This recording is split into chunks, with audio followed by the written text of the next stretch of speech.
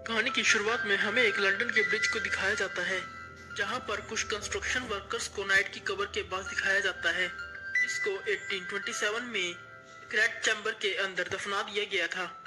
और हमें एक आदमी को दिखाया जाता है जिसका नाम हेनरी होता है।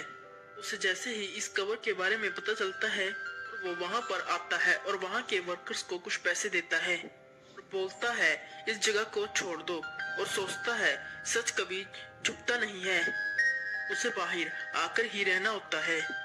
तभी वो एक स्टोरी बताने लगता है, जहाँ पर वो इजिप्ट की प्रिंसेस एमिनेट के बारे में बोलता है, जो कि एक बहुत ज्यादा तेज और अच्छी वॉरियर थी। इजिप्ट के किंग फिरौन की इकलौती बेटी थी। फिरौन के बाद इजिप्ट पर उसी का हक बनता था। और हम देखते हैं इरॉन की दूसरी वाइफ से एक बेटा होता है, जिसने आगे जाकर वहां का किंग बनना होता है। एमिनेट को ये देखकर बहुत ज्यादा गुस्सा आता है, क्योंकि अब उसके हाथ से सब कुछ चला जाएगा। वो इजिप्ट की वायरस भी नहीं रहेगी और वो बदला लेने के बारे में सोचती है। वो डेथ डीमन यानी मौत के सौदागर के पास जाती है और वो उससे बोलती है कि वो इस दुनिया में शैतान को लेकर आएगी और वो यहाँ पर रूल करेगी। हम देखते हैं उसके बाद वो अपने फादर और बेटे को मार देती है। देखते हैं वो शैतान को इस दुनिया में लाने के लिए इंसान को चूज करती है, और ऐसा करने से पहले ही उसे जिंदा पकड़ लिया जाता है और एक मम्मी के रूप में इजिप्ट से दूर कहीं दफना दिया जाता है, जहां पर वो सालों से दफन है। सीन चेंज होता है और हमें प्रेजेंट टाइम को दिखाया जाता है, जहां पर ईरान में दो ऑफिसर निक और क्रिस टेररिस्ट पर अटैक कर रहे होते हैं। टेररिस्ट भी उन्हें मारने की लाखों कोशिशें करते हैं।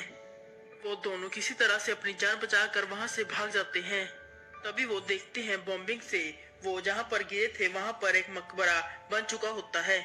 हम देखते हैं निक वहां पर जा ही रहा होता है, तभी वहां पर उनका सीनियर ऑफिसर आता है और उन्हें रोकता है। हम देखते हैं दोनों में खूब बहस होती है और तभी वहां पर जेनिफर यानी जेनी आ जाती है, जो कि आर्कोलॉजिस्ट है, और वो निक को सलाम करती है। बोलती है तुम हिस्ट्री के साथ क्यों खेल रहे हो। तभी वो अपने सीनियर की इजाजत लेकर वो तीनों केव के अंदर जाते हैं, यानी कि वो अंडरग्राउंड जगह जो उन्होंने डिस्कवर की थी। और वो देखते हैं वहां पर हर जगह हरा हुआ पारा है, यानी मरकरी है, जो किसी को भी उसके अंदर जाने से रोक रहा था। असल में वो कोई मकबरा नहीं था, असल में वो एक लेक था जिसकी हिफाजत के लिए वहां पर बहुत सारे गार्ड्स थे, जिन्हें चेन से बांधा गया था। लोगों के पास बहुत ज्यादा कम टाइम था, पर नेक फायर करके उन चेन्स को तोड़ देता है, जिसकी वजह से उस लेक में जो ताबूत था वो ऊपर आ जाता है। तभी निक को वो सब कुछ देखकर कुछ विजन्स आने लगते हैं, जिसमें बार बार एमनेट दिखाई देती है। उसके बाद उसके दोस्त क्रिस को एक मकड़ी काट लेती है।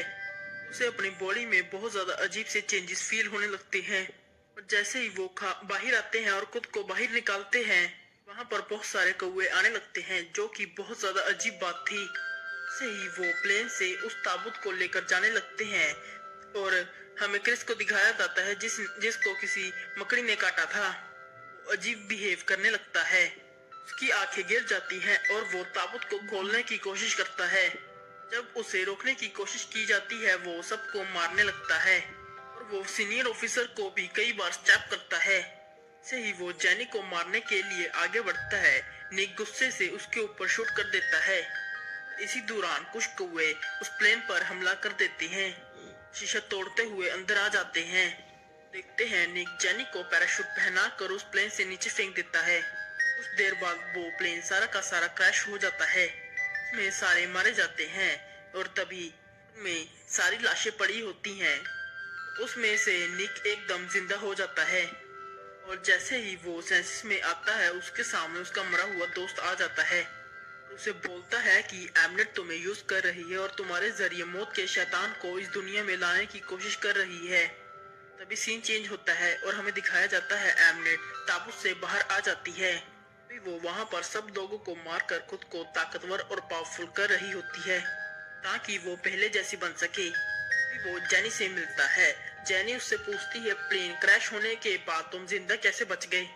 और उसकी बॉडी पर कोई निशान भी नहीं होता है, जहाँ पर वो बताती है कि वो आर्कोलॉजिस्ट ग्रुप के अंदर काम करती है, जिसमें हिस्ट्री के अंदर किसी प्रिंसेस का नाम हिस्ट्री में से रिमूव कर दिया था।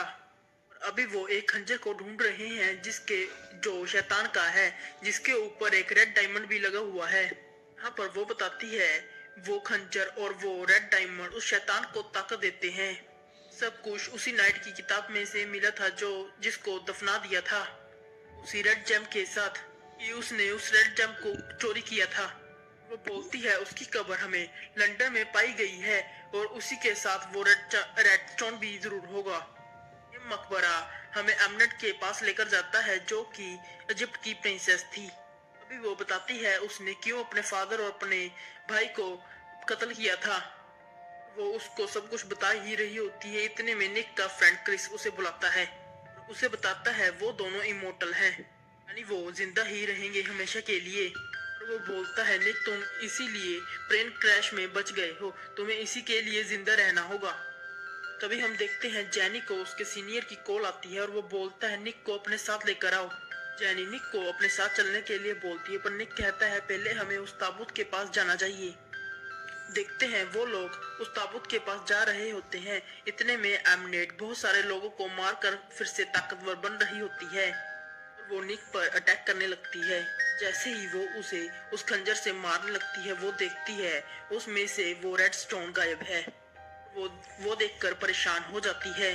साथ ही वो जेनी को नोटिस करती है और उसका पीछा करने लगती है और निक जैसे तैसे करके जेनी को बचाकर बाहर ले आता है।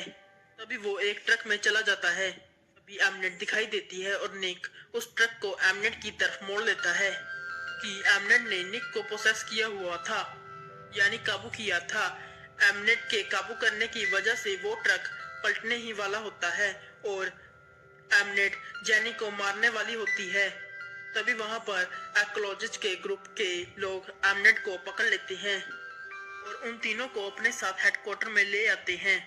तभी हमें पता चलता है कि जेनी का बॉस और कोई नहीं हेनरी है। तभी वो बताता है कि वो खुद भी एक मॉन्स्टर है, जब भी उसके साथ ऐसा होता है उसे खुद को कंट्रोल करने के लिए एक इंजेक्शन लगाना पड़ता है। तभी वो उन्हें उस जगह पर लेकर जाता है जहाँ पर एमनेट को रखा गया था। वो उसकी बॉडी पर कुछ एक्सपेरिमेंट्स कर रहा था। हमें दिखाया जाता है उस डिस्कवर हुए मकबरे ने के अंदर हमें रेड चैम्बर मिल जाता है। वो तभी अपने बॉस से पूछती है क्या वो निक को भी मार देगा। तब हमें पता चलता है कि वो भी उस शैतान को इस दुनिया में लाना चाहता है, निक की बॉडी का इस्तेमाल करेगा। उसके बाद वो उसकी बॉडी को चीड़ फाड़ कर अच्छे से चेक करेंगे। ने उस शैतान को एक्टिवेट कर दिया था हजारों साल पहले। एलमंड ने उसे ही चूज किया है उसे उस शैतान को इस दुनिया में लाने के लिए। ये वो लोग निक को मारना चाहते हैं। तभी एमनेट एक कीड़े की मदद से उनके एक आदमी को काबू कर लेती है, खुद को आजाद करवा लेती है।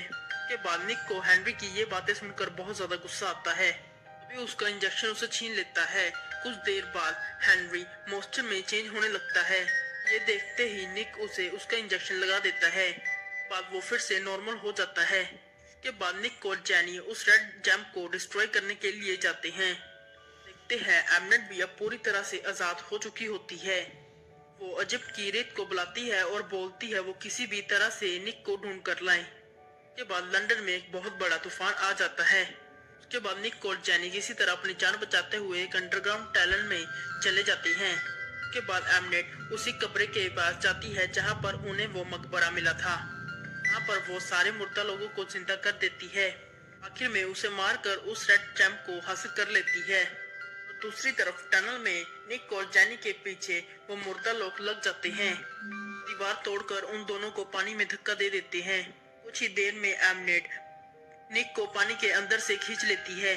जैनी बेहोश हो जाती है और निक किसी तरह से बचाकर उसे पानी से बाहर ले आता है। वहाँ पर उसे एमनेट के लोग पकड़ लेते हैं। एमनेट निक को मारने के लिए उस खंजर को लेकर उसके पास जाती है। दोनों में बहुत ज्यादा लड़ाई होती है। निक दूर जाकर गिरता है। एमनेट देखती है वो खंजर निक के पास होता है। तभी निक उस जैम को तोड़ने ही वाला होता है। एमनेट उसे रोक देती है, रिक्वेस्ट करती है ऐसा मत करो, इसकी मदद से तुम हमेशा जिंदा रहने वाले गॉड बन सकते हो। हमारे पास दुनिया की हर ताकत होगी और तुम दुनिया में रूल करोगे। वो बोलती है तुम इस खंजर को मुझे दे दो और अचानक से निक उस खंजर से अपने आप को मार लेता है। एमनेट परेशान हो जाती है और तभी निक के अंदर उस डेथ डीमन यानी उस शैतान की सारी क्वालिटीज आ जाती हैं, सारी पावर्स भी आ जाती हैं। निक की बॉडी पर पूरी तरह से कब्जा कर लेता है। जैसे ही निक की नजर जैनी पर पड़ती है उसे कुछ मेमोरीज आने लगती हैं। वो फिर से खुद पर अपना कंट्रोल पा लेता है। वो खुद पर कंट्रोल करके एमनेट को मार देता है। जैनी को ठीक करने में कामयाब हो जाता है। जैनी होश में आ जाती है। सीन चेंज होता है। दिखाया जाता है कि वो इजिप्ट चला गया है। अपने मरे हुए दोस्त क्रिस को भी फिर से जिंदा कर दिया। अब वो नए रास्ते की तलाश में था। इसी के साथ हमारी मूवी खत्म हो जाती।